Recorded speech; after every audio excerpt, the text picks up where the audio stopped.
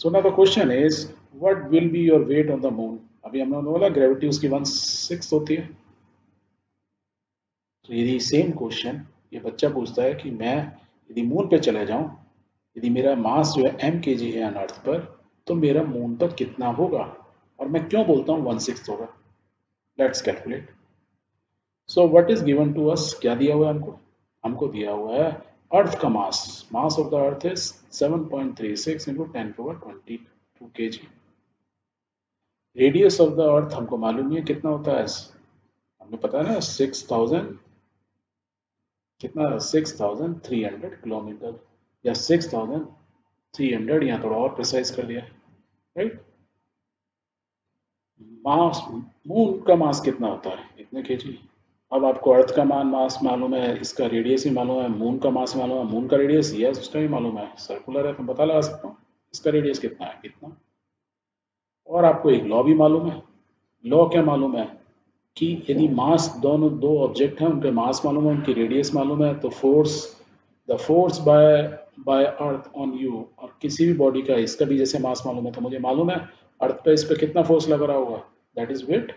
और वो कौन सा होगा, यूनिवर्सल ग्रेविटेशनल लॉ के अकॉर्डिंग क्या होगा, g इंटू एम अपन mass of the earth into R, mass of the inducer multiply by mass of the earth divide by radius whole square, distance between them.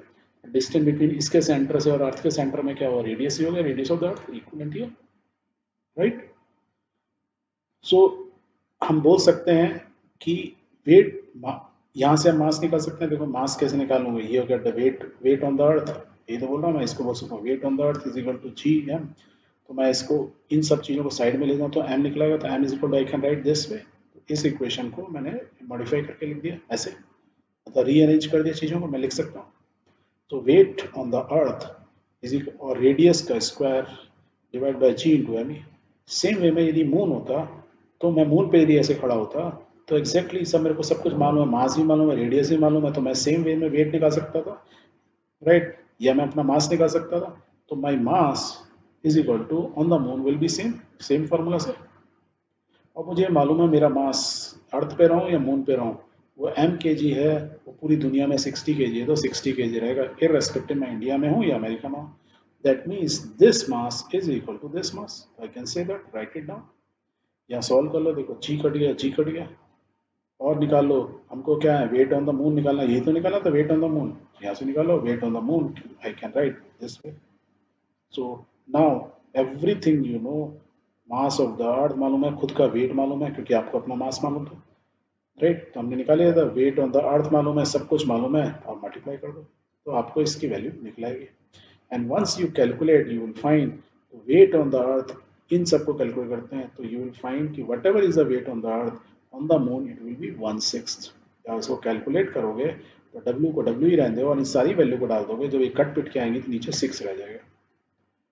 So we can say the weight on the moon, when you go there, your weight will be 1/6 of the weight whatever you have on the earth. Clear?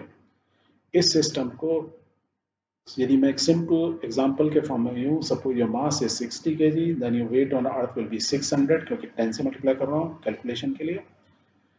Mass on the moon कितना होगा, 1/6 of that, मतलब wait on the moon 1/6, तो 600 का 1/6 कितना होगा, 100। तो मास कितना होगा उसका, 10 से डिवाइड कर दो, कितना बचा, 60, राइट। तो ये आ गया। तो मेरा मास इज सेम वाइल मेरा वेट इज डिफरेंट। क्लियर? और इस इक्वेशन को ऐसे याद रखो, या तो फॉर्मूला याद रखो, ऐसे रटने की जरूरत नहीं है, बट कभी कभी बहुत सारे एग्जाम में शॉर्ट क्वेश्चन आते हैं, तो you can remember this formula, weight on the moon divide by weight on the earth, या weight on any planet W1 upon W2, कोई भी प्लानट हो। वो क्या होता है, डायरेक्ट वेट और मास एक दूसरे के रिलेशन है, वेट क्या होता है, मास इंटू जी होता है, एम इंटू जी होता है, राइट।